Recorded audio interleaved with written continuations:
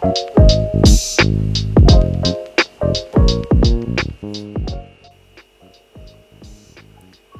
when I was living opposite this library, I picked up a book by Dan Brown called The Lost Symbol.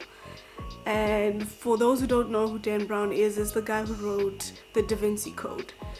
And as I was reading that, I was just so intrigued by the storyline. And I realized that that's how I enjoy learning, with like facts substantiated by a story. And that's generally his style of writing. And it was quite unconventional for me, but that was the first book that I actually finished. It was interesting in the sense that I could substantiate the things that I'm reading, like by, Googling the facts that they were talking about, and like reading some of the things and actually finding out more information in a different book about the things that he was writing about. So I didn't need to do extensive research about the thing, and it wasn't too far from fiction. So I really enjoyed that element. So it was The Lost Symbol. The first book that I read and finished was The Lost Symbol by Dan Brown.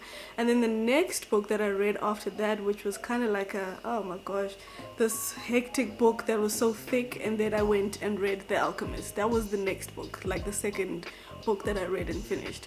So after that, it just became like every other book I kind of finished, because I found that book that just makes you want to read more.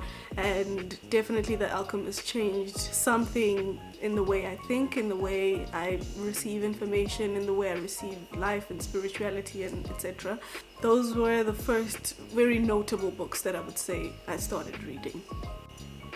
And then thirdly, I'd like to give an honorable mention to this book called The Wretched of the Earth by Frantz Fanon. That book introduced me to political, historical African writing, or like the political landscape of what Africa is and what it is to become. And that opened doors for me to read like Steve Biko, even the autobiographies of like the struggle heroes, your Chris Hanis, and that opened a new portal for me to be able to explore my history and how my people, or the people in South Africa, used to think. Well, reading in South Africa, jeez, I have many thoughts about that. Firstly, I think that we're not nearly as far as we think we are in terms of literature, in terms of reading, in terms of writing. Everyone knows like a grade 4 student cannot read for comprehension in this country, most of them in any case, unless the parents do extra work in order for this child to be able to know how to read. The likelihood of them not being able to read is quite high. So we collectively as a society need to do more in terms of teaching children and consequently even elder people how to read. But we've not cultivated that culture yet, and that's why people such as me exist.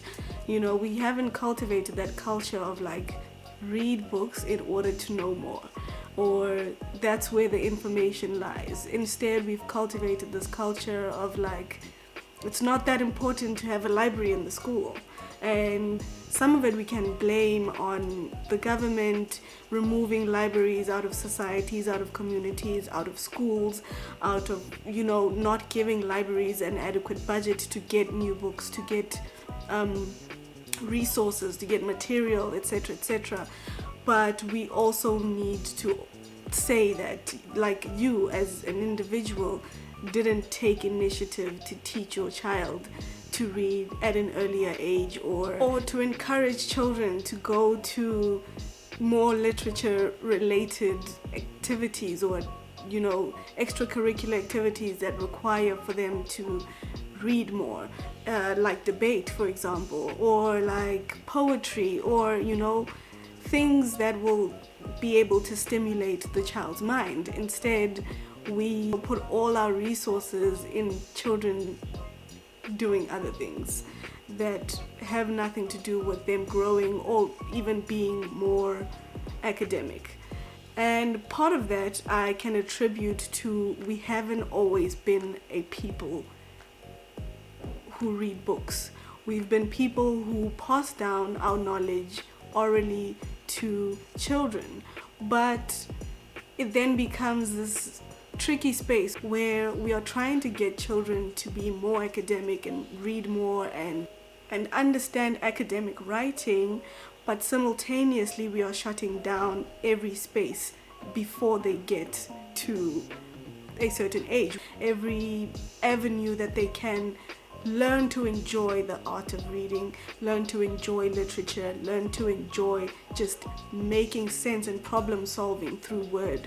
So I also blame us as a human race, as the people, or as a black people.